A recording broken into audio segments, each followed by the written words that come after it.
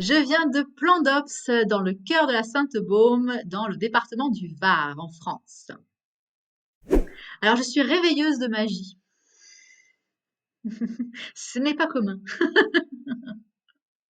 Ma cliente, du coup, mes clientes idéales sont des femmes, voilà, d'une tranche d'âge moyenne entre 30 et 65 ans, hein, une grande étendue de femmes qui ressentent en fait qu'il y a un petit peu plus dans la vie que ce qu'on nous dit ou ce qu'on nous fait croire.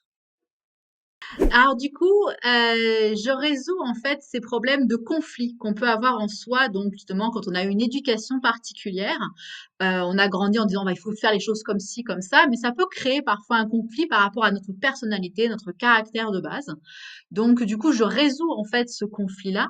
J'apprends aux femmes à redevenir autonomes en comprenant en fait leur mode d'emploi, comment elles fonctionnent, comment ça s'inscrit dans leur vie et donc leurs différents choix. Et donc après, en fait, c'est tout un chemin évolutif, en fait, puisque vraiment, moi, je crée une voie, en fait, de progression. Donc d'abord, on apprend à son propre fonctionnement, son mode d'emploi. On défait un petit peu les anciens programmes obsolètes pour ensuite aller vers la pleine souveraineté du féminin, donc sur un cheminement un peu plus spirituel. Alors, alors du coup, voilà, alors cette idée, voilà, justement, de petites guerres, conflits intérieurs, des femmes qui se sentent insatisfaites, qui ont l'impression d'être bloquées, d'être pas dans la bonne vie, de vraiment voilà avoir vécu parfois voilà des certains traumatismes, mais sans les avoir vraiment gérés, etc.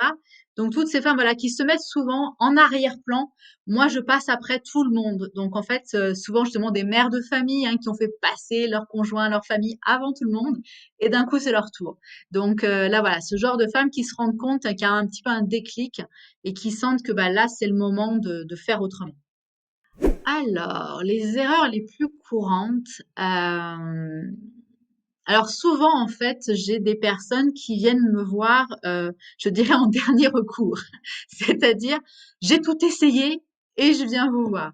Donc il y a ce côté c'est pas forcément des erreurs, je pense que c'est une recherche en fait que les personnes vont faire et qui au bout d'un moment en fait vont s'ouvrir à autre chose. Donc ce côté alternatif, mais là, même si on est dans un monde qui est beaucoup dans l'alternative de nos jours, mais moi c'est une alternative encore un petit peu différente puisque bah, moi je parle de magie et donc là on est sur quelque chose qui est pas très commun. Donc se s'ouvrir à cet imaginaire en fait, donc se voir à quel point la force de notre imaginaire peut nous aider dans notre quotidien. Et ça, effectivement, c'est souvent les femmes disent, ah, l'imaginaire, c'est pour les enfants, donc j'ai pas besoin de m'occuper de ça. Et c'est justement sur ces choses très simples, très parfois enfantines, on va aller pour pouvoir toucher vraiment l'émotionnel et venir vraiment régler tout ce qui a ramené toutes ces forces-là au contact avec l'émotionnel. Donc généralement, l'erreur, elle est là, c'est de vouloir chercher une solution pratico-pratique sans vouloir trop plonger dans l'émotionnel. Alors le bon conseil, bah, c'est justement de commencer un petit peu à s'interroger sur ce qui on est vraiment, ce qu'on aime vraiment, peut-être même se rappeler, quand j'étais petite, c'était quoi mon rêve? C'était quoi que j'aimais faire et cetera? Et donc qui après justement a été, bafoué parfois par l'éducation, par les aléas de la vie, mais voilà, de se rappeler au fond du fond, là, si j'étais juste moi toute seule, qu'est-ce que je ferais? Qu'est-ce que j'aimerais faire? Donc revenir vraiment à cette essence de qui je suis. Tout à fait.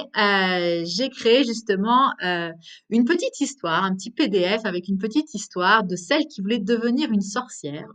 Et à la fin de cette petite histoire, il y a justement un petit test, alors un mini test introductif hein, pour donner un petit peu les premières prémices de cette magie unique dont je parle souvent, pour découvrir justement quel est l'élément, donc la terre, l'air, le feu ou l'eau, quelle est la prédominance d'un de ces quatre éléments qui va définir notre personnalité et donc mieux comprendre qui on est. La question que j'aurais aimé que tu me poses, c'est quelle est ma particularité? C'est-à-dire qu'il y a beaucoup de femmes qui font ce que je fais en ce moment. Il y a beaucoup de femmes qui travaillent dans le féminin sacré, etc. Mais en France, on est très avancé dans le côté amérindien, chamanisme et autres. Mais on parle peu de nos vraies origines, dans ce pays de la France et de l'Europe occidentale en général, des origines celtiques. Et donc moi, c'est justement cette particularité-là que j'exploite.